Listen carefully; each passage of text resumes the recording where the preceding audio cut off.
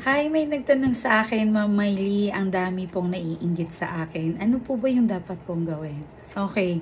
Unang-una, wag po kayong pumatol sa mga naiinggit sa inyo. Ano? Kaya nga po sila naiinggit sa iyo kasi meron pong bagay na meron ka na wala sa kanila. Okay? Napakagandang katangian po yon. Kaya po sila naiinggit sa iyo kasi naiinis sila, nakikita kanila na parang ang ganda-ganda ang ganda mo, ang sipag-sipag mo, ang ganda ng aura mo. Or meron din yan, gustong-gusto ka ng boss, gustong-gusto ka ng mga pamilya nila.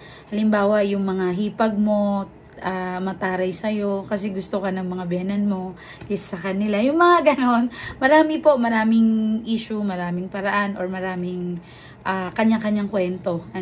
So, isa lang po ang masasabi ko niyan. Huwag niyo pong patulan. Kasi magkikreate lang po yan sa kanila na, or sa'yo na napakalaking kamalasan. Okay?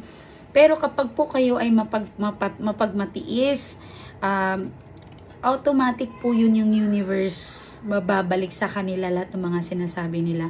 Totoo po yun, maniwala po kayo sa karma. Totoo po yung sinasabi nila na digital na po ang karma. Sorry.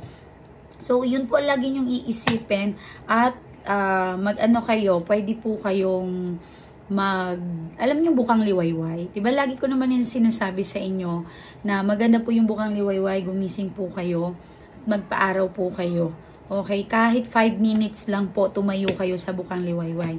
Napakaganda po nun. Okay? Makikreate niya po yung positive energy mo. Ang ganda-ganda. Yan. So, hanggang totally ma-wash out po yung mga mainggit sa'yo. Tapos, tip ko lang po sa inyo, if ever may nagtaray sa inyo, on the spot, tinarayan kayo, kunin mo yung imaginein mo yung mukha niya. Okay? Imagine mo yung mukha niya. And yung galit na galit ka na talaga, imagine mo yung mukha niya, tapos apakan mo sa image, sa ano mo, sa intuition mo, sa isip mo, inaapakan mo siya. Okay? So, yun lang, lakasan yung intuition nyo, 'di ba? Napakasimple. So, imagine mo lang mukha niya, tapos nandoon siya sa lupa or sa floor. Apakan nyo po yun. Apakan nyo ng apakan. Diba? So, kaysa yung papatulan nyo sila. Okay?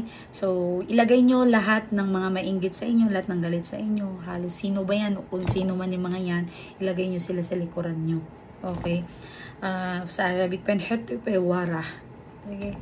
Ilagay nyo sa likuran nyo. Kasi walang silbi ang mga tao na yan. Okay, maraming salamat po. Mag-message lang po kayo at sasagutin ko po yan.